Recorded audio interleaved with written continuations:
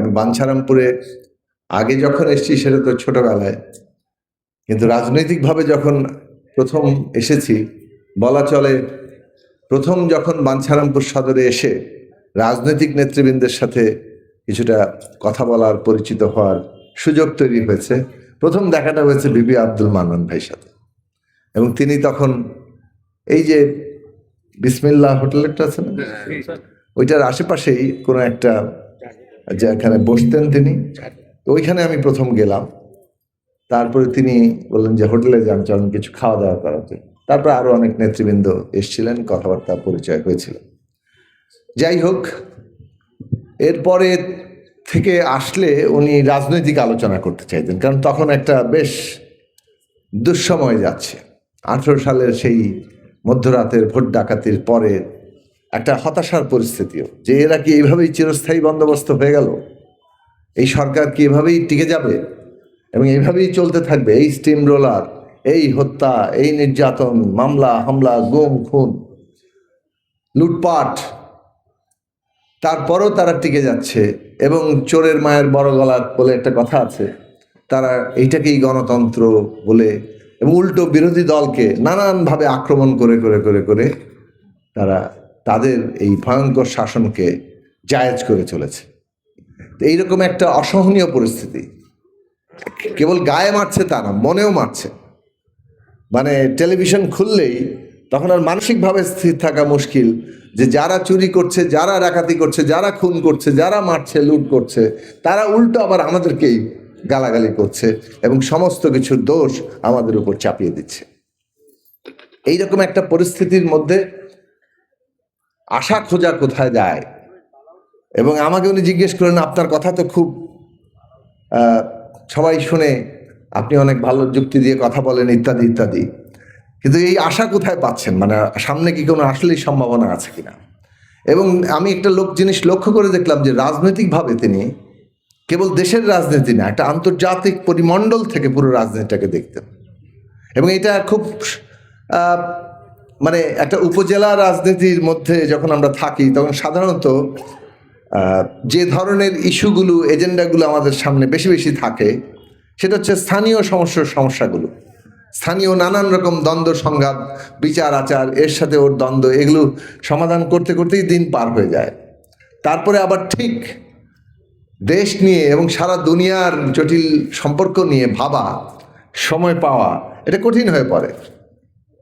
কিন্তু বিপি আব্দুল মান্নান ভাই বাঞ্ছারামপুরের থেকেই আন্তর্জাতিক পরিমণ্ডল নিয়ে, আন্তর্জাতিক সম্পর্কটা কি সেটা নিয়ে আমার সাথে দীর্ঘক্ষণ আলোচনা করেছেন, যে আমাদের আসলে কোনো মানে এই আন্তর্জাতিক ক্ষমতার ভারসাম্যে এখানে ক্ষমতার পালাবদলের যে সমীকরণ তৈরি হয়, সেইখানে বিএনপি কোথায় অবস্থান করছে, এই ফ্যাসিস্টরা কোথায় অবস্থান করছে, ভবিষ্যৎটা কোথায় যাবে, সেই জায়গা থেকে পলিটিক্সটাকে দেখা এবং দেশে আন্দোলন সংগ্রাম কিভাবে গড়ে উঠবে, কিভাবে দাঁড়ানো যায়, তরুণরা কিভাবে মাঠে নামবে, এই সব প্রশ্ন নিয়ে নানান আলোচনার জায়গাগুলো আমরা হয়েছে এবং করেছি।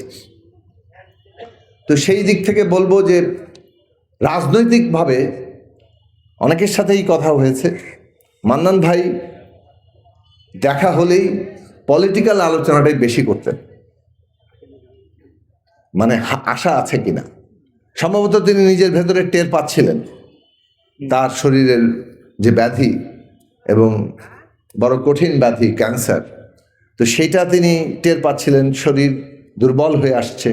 ফলে আশা তো মানুষের থাকে যে আমরা কোনো পরিবর্তন দেখে যেতে পারবো কিনা। সেই জায়গাটা মান্নান ভাইয়ের খুব আগ্রহের জায়গা ছিল। শেষ পর্যন্ত তিনি পরিবর্তনটা অন্তত দেখে গেছেন, যে শেখ হাসিনা কিংবা এই ফ্যাসিস্টরাও পালিয়ে যেতে বাধ্য হয়। জনগণ যখন জেগে ওঠে তখন কোনো স্বৈরাচারীও শেষ পর্যন্ত থাকতে পারে না। এবং সেই কথাটা আমরা বহুবার বলেছি, এবং সেইটা স্বৈরাচারীরা, ফ্যাসিস্টরা কখনো শোনে না। ইতিহাসের এটাই হচ্ছে সবচেয়ে বড় শিক্ষা, যে ইতিহাসের শিক্ষা কেউ নেয় না। এবং সেই জায়গা থেকে আমাদেরকেও আছে মনে রাখতে হবে যে এই যে আন্তর্জাতিক রাজনীতির সমীকরণ, তার সাথে দেশীয় রাজনীতির সমীকরণ, জনগণের মনোভাব, এগুলো কিন্তু খুব গুরুত্বপূর্ণ। ক্ষমতা চিরস্থায়ী নয়। আজকে জনগণ ভোট দিয়ে বিএনপি এবং তার যুগপৎ সঙ্গীদের 2/3 বেশি সংখ্যাগরিষ্ঠতা দিয়ে সংসদে পাঠিয়েছে, সরকার গঠনের সংখ্যাগরিষ্ঠতা দিয়েছে। মাননীয় প্রধানমন্ত্রী তারেক রহমানের নেতৃত্বে সরকার গঠিত হয়েছে, সরকার কাজ করছে এবং আন্তরিকভাবে চেষ্টা করছে জনগণের সমস্যার সমাধান কিভাবে করা যায়, সমস্ত প্রতিশ্রুতি কিভাবে বাস্তবায়ন করা যায়। দিন রাত পরিশ্রম হচ্ছে, বন্ধের দিনেও বাকি নাই, কিছু না কিছু হচ্ছে। প্রায় 7 দিনই সরকার কাজ করে। 24/7 বলে একটা কথা আছে না, 24 ঘন্টা 7 দিন পুরো মাস বলা চলে, প্রায় এইটা ধরে কাজ করা চলছে। সেইটা বোঝার চেষ্টা করা দরকার। আমি এর আগের দিনেও আপনাদের সাথে আমি যতটুকু বুঝ আছে এটা বলার চেষ্টা করেছি যে এটা একটা রাজনৈতিক সরকার, আমরা একটা রাজনৈতিক পরিবর্তন ঘটিয়েছি এবং রাজনৈতিকভাবেই বাংলাদেশকে এগিয়ে নিয়ে যেতে হবে। এবং সেইটার ক্ষেত্রে বাহনটা যদি রাজনৈতিক দল সেটা যদি ঠিকঠাক না থাকে তাহলে এই পরিবর্তন কঠিন হয়ে পড়বে। মানে একজন ব্যক্তি, একজন নেতৃত্ব যিনি দিচ্ছেন, তার যত আন্তরিকতা থাকুক, যদি তার চিন্তা, কাজ, পরিশ্রম এটাকে বাস্তব রূপ দেওয়ার জন্য একেবারে তলা পর্যন্ত মানুষ সক্রিয় না হয়, তাহলে উনি যেখানে কাজ করবেন চলে যাওয়ার সাথে সাথেই কিন্তু এই কাজ থেমে যাবে। আজকে মাননীয় প্রধানমন্ত্রী কক্সবাজারে আছেন, ওখানে খাল কেটে উদ্বোধন করছেন, কিন্তু তার পরের কাজটা কে করবে? কারের কাজটা দেখাশোনা করা, খালটা ঠিক মতো কাটা হলো কিনা, 5 বছরে 20,000 কিলোমিটারের বেশি যে খাল কাটা হবে, এবং এর সাথে বাংলাদেশের কৃষি উৎপাদন, আমাদের পানি ব্যবস্থাপনা, আমাদের সেচ, আমাদের সমগ্রটাই, এটার যে একটা সম্পর্ক আছে, এই সম্পর্কটা একটা বদল ঘটানোর চেষ্টা করা হচ্ছে। এই বদলটা ঘটাতে গেলে সব মানুষের যদি নজরদারি, অংশগ্রহণ এবং একটা মানে সামষ্টিক স্বার্থ, মানে আমাদের কমন স্বার্থ যেটা, এইটা সম্পর্কে উপলব্ধি না থাকে, বলে না যে এটা আমাদের এজমালি সম্পত্তি। এজমালি সম্পত্তি তো কারো একার না, সবাই সেটার দ্বারা উপকৃত হয়। সেইটার জায়গাগুলো, সেই স্বার্থগুলো রক্ষা করা। আজকে এই যে পাশেই ঢোলভাঙা নদীটা, আচ্ছা চিন্তা করে দেখেন তো, এর মতো এই যে আমাদের একটা পৌরসভা আছে, পৌরসভা শহরের মেইন অংশ দিয়ে এই নদীটা গেছে, এইটা একটা ভাগাড়ে পরিণত হয়েছে না? সবাই ময়লা টলা এখানেই ফেলে মানুষ। এটা কি ডাস্টবিন নাকি এটা আমাদের শহরের সবচেয়ে বড় সৌন্দর্য? তাহলে এই নদীর 2 পার দিয়ে যদি আমরা সুন্দর করে পার বেঁধে হাঁটার রাস্তা করি, নদী যদি পরিচ্ছন্ন থাকে, নদীতে যদি মাছ চাষও হয়, এমনকি মানে ছোট ছোট ডিঙ্গি দিয়ে অনেকে আসা যাওয়া করতে, চেহারাটাও বদলায়, কিছুটা হলেও বদলায়। আমাদের তরুণরা কোথাও আড্ডা দেওয়ার, কোথাও একসাথে হওয়ার জায়গা পাচ্ছে না, ব্রিজগুলো ইয়াতে থাকছে। তাহলে এই কাজটা করা দরকার। এখন আমরা আবেদন করেছিলাম, এই জুন মাসের মধ্যে তো সব বেশিরভাগ কোষাগার খালি, যার ফলে অতি সামান্য বরাদ্দ এসছে, কিন্তু জুলাই মাসেই আবার এই বরাদ্দ বাড়বে বলে আমরা আশা করি। এবং আমরা মূলত প্রধান দিয়েছি এই প্রকল্পটা, কাজ শুরু হয়ে যাবে, কিছু টাকা এসে গেছে, পৌরসভা এই কাজ শুরু করে দিবে। আপনারা সবাই কি সহযোগিতা করবেন? হয়তো আপনাদের পার্টি অফিসটাও অন্যত্র সরিয়ে নিয়ে যেতে হবে। ইতিমধ্যে প্রেসিডেন্ট বলে দিয়েছেন যে অফিস অন্যত্র সরে যাবে, সেটা তিনি আগেও নেতৃবৃন্দ বলেছিলেন। তাহলে এখানে আমাদের সবাই মিলে কিন্তু ঠিক করতে হবে যে নদীর পাড়টা যাতে ঠিক মতো হয়, দূষণমুক্ত থাকে, এবং কিছু যদি ভাঙা দরকার হয় তাহলে সেটা ভাঙতেও আমাদের সবারই একটা সম্মতি থাকা দরকার। আসেন আমরা এটাকে এমন চেহারা দিয়ে ফেলি যাতে আমাদের এখানে বাঞ্ছারামপুরের চেহারাটা প্রথমে আমরা বদলায় ফেলতে পারি, এবং সেটার কাজ এই অতি দ্রুত আমরা শুরু করব, সবাই মিলে শুরু করব, আপনারা সবাই মিলে। এইটা যদি আমরা করতে পারি এইভাবে এক একটি কাজ, তাহলে আমাদের সামনে একটা পরিবর্তনের জায়গা আসবে। উপজেলা 15 তলা হবে, প্রধানমন্ত্রী ঘোষণা করেছে। 10 থেকে 15 তলা উপজেলা ভবনগুলো, পরিষদগুলো, সব ভবন এক জায়গায় আসবে। তাহলে ওই রকম একটা জায়গায় যদি সব অফিস থাকে, তার সামনের রাস্তাটা কি হওয়া উচিত? তাহলে ওই রাস্তাটা চওড়া করতে হলে দুই পাশে একটু ভাঙতে হবে, তাই না? সেটা আপনারা সবার সম্মতি আছে তো? এই জিনিসগুলো কিন্তু করতে হবে, না হলে আমাদের ভবিষ্যৎ 5 বছর 10 বছর পরে বাঞ্ছারামপুরটা কি হবে? সবাই আশা করেন ব্রিজটা হবে। ব্রিজটা হইলে এই বাঞ্ছারামপুর ঢাকার কত কাছাকাছি পর্যন্ত? 1.6 ঘন্টা সময়, 1 ঘন্টা 6 ঘন্টা এখানে বাড়ি বানায় ঢাকায় কাজ করে সুন্দর মতো আবার চলে আসতে পারবেন। অনেক ক্ষেত্রে এটা মিরপুর থেকে ঢাকা আসতে যত সময় লাগে তার চেয়ে কম লাগবে, কারণ ভুলতাটা পার হলে আপনারা কোথাও থামতে হচ্ছে না, আপনি ঢাকা হাটে যেয়ে নামবেন, তাই তো? সুতরাং এই বাঞ্ছারামপুরের যে ভবিষ্যৎটা ব্রিজের সাথে যুক্ত হয়ে গেছে। আমাদের এখানে প্রচুর ভূমি আমি দেখি এখন অনাবাদি পড়ে থাকে, এইটাতে প্রচুর বিনিয়োগ হবে, এগ্রো ইন্ডাস্ট্রিজ গড়ে উঠবে। এইখানে নদীর পাড় ধরে অনেক রকম বিনিয়োগ হবে, সেটা পর্যটনে হোক, সেটা আপনার নানাভাবে ধরেন তথ্য প্রযুক্তির ক্ষেত্রে হোক, টেক ইন্ডাস্ট্রিতে হোক। এইগুলোতে যে জিনিসটা হবে তার কারণে আমাদের বাঞ্ছারামপুরটাকেও একটু সাজানো দরকার। হ্যাঁ, সেই জায়গায় আমরা যে পদক্ষেপগুলো নিতে চাই সেটা যাতে আমরা সফলভাবে পারি, আপনাদের সকলকে কিন্তু সেই সামষ্টিক স্বার্থে এক থাকতে হবে। এটা বাঞ্ছারামপুরের স্বার্থ, এইখানে কোনো কম্প্রোমাইজ চলবে না। আজকে গত 2 দিন আগে একটা জিও জারি হয়েছিল, আমরা 17 জন ডাক্তারের জন্য আবেদন করেছিলাম। বাঞ্ছারামপুরে 50 শয্যা বিশিষ্ট হাসপাতালে 34 জন ডাক্তার থাকার কথা, আছে 17 জন। আমরা আরো 17 জনের জন্য আবেদন জানিয়েছি। আমরা পরশুদিন 2 জনের আবেদন মঞ্জুর হয়েছে।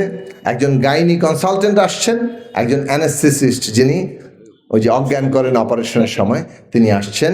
আগামী সপ্তাহ থেকে বাঞ্ছারামপুর হাসপাতালে সিজারিয়ান অপারেশন হবে। সিজার করার জন্য, বাচ্চা প্রসবের জন্য, নর্মাল ডেলিভারি তো এখানে হচ্ছেই, সিজার করার জন্য ঢাকায় যেতে হবে না। ইতিমধ্যে সরকার ঘোষণা করেছে উপজেলা পর্যায়ের স্বাস্থ্য কমপ্লেক্সগুলো 100 শয্যা বিশিষ্ট হাসপাতাল হবে। 50 এটা থাকবে না, আর 100 শয্যা বিশিষ্ট হাসপাতাল হবে। এবং তার প্রথম 10টি যে উপজেলা মানে ঠিক করা হয়েছে, নির্দিষ্ট করা হয়েছে, তার মধ্যে বাঞ্ছারামপুর উপজেলা আছে। এবং ইতিমধ্যে পিডব্লিউডির ইঞ্জিনিয়ার বাঞ্ছারামপুর উপজেলা হাসপাতাল কমপ্লেক্স ঘুরে দেখেছেন, জায়গা যে বিল্ডিং কোথায় উঠবে, এক্সটেনশন কিভাবে হবে। কাজেই ধীরে ধীরে আমাদের এই কাজগুলো শুরু হচ্ছে। আমাদের পুলিশ স্টেশনকে আধুনিক করা দরকার।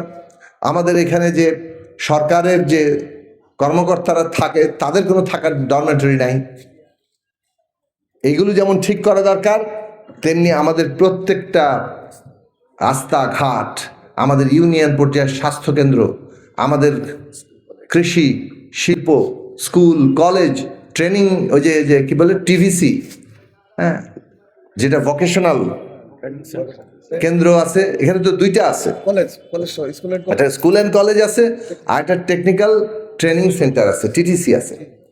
তো এই যে ভোকেশনাল স্কুল কলেজ আর টেকনিক্যাল ট্রেনিং কলেজ, এই সমস্ত স্কুল সেন্টার, এইগুলোকে আমাদের সক্রিয়ভাবে মানসম্পন্ন পর্যায়ে নিয়ে আসতে হবে, যাতে আমাদের ছেলেমেয়েরা এমনভাবে এমন লেখাপড়া শেখে যারা দেশে বিদেশে ভালো জায়গায় যেতে পারে। আমাদের লোকেরা তো বিদেশ থেকে যাচ্ছেই এবং টাকা আনছেই, কিন্তু যে আয় তারা করতে পারে সামান্য প্রশিক্ষণ ঠিক মতো নিলে সেটা হচ্ছে না। এবং আমাদের এখানে মাস্টার নাই ইত্যাদি। আমরা ইতিমধ্যেই আলোচনা শুরু করেছি এবং খুব শিগগিরই এই ক্ষেত্রে দ্রুত পরিবর্তন আমরা সবাই দেখতে পারব। কিন্তু আবারও বলি, সবাই মিলে এই সামষ্টিক স্বার্থগুলোতে যদি এক না থাকি, তাহলে আমরা এই পরিবর্তনগুলো দ্রুতও করতে পারবো না, কার্যকর করে তুলতে পারবো না, মানে ফলাফলটা ভালো আসবে না। ফলাফল যদি চান একেবারে এলাকা পর্যায়ে নজরদারি দরকার। এখানে সব ইউনিয়নের নেতৃবৃন্দ আছেন বলে আমি বিশ্বাস করি। মোটামুটি 13 ইউনিয়নে আছেন, পৌরসভার নেতৃবৃন্দ তো আছেন। আপনারা প্রত্যেক ইউনিয়নে মেসেজটা নেবেন, রাস্তা অন্তত থানা শহরের সাথে, উপজেলা শহরের সাথে ইউনিয়ন যে সংযোগ সড়ক প্রধান, সেইটা বড় হবে। তার জন্য প্রয়োজনীয় সহযোগিতা দরকার। যা ভাঙতে হবে তা ভাঙতে হবে, ভাঙতে দিতে হবে। বাড়ির সামনে রাস্তা থেকে অন্তত 2-3 ফিট 5 ফিট জায়গা রেখে দিবেন, নিজের হলেও রেখে দিবেন, যাতে একটা লোক পাশে দাঁড়াইতে পারে, একটা ফুটপাথ করা যায়, ড্রেন করা যায়। এই যে রাস্তাগুলো টেকে না, তার কারণ কি জানেন? একটা বড় কারণ হচ্ছে ড্রেন নাই বলে, কারণ পানি জমে থাকে, পানি সরতে পারে না। তাহলে আমরা যদি সব রাস্তায় ড্রেন করতে চাই, তাহলে আমাদের জায়গা লাগবে। যদি রাস্তায় মানুষের হাঁটার জন্য একটা জায়গা করতে চাই, তাহলে সেইটাও লাগবে। সেই জায়গাগুলো জনমত না থাকলে এইটা আমরা তৈরি করতে পারবো না। কথা না বাড়াই, আশা করি আমরা আমাদের যা প্রতিশ্রুতিগুলো ছিল, খেলাধুলা থেকে শুরু করে সাংস্কৃতিক কর্মকাণ্ড, এই সব কিছু জায়গাতেই আমরা এক একটা ভূমিকা রাখছি। মান্নান চত্বরে ঘোষণা দিলে আচ্ছা, এখানে মাতুরবাড়ি চত্বরকে মান্নান ভাইয়ের নামে করার জন্য আপনারা প্রস্তাব করেছেন।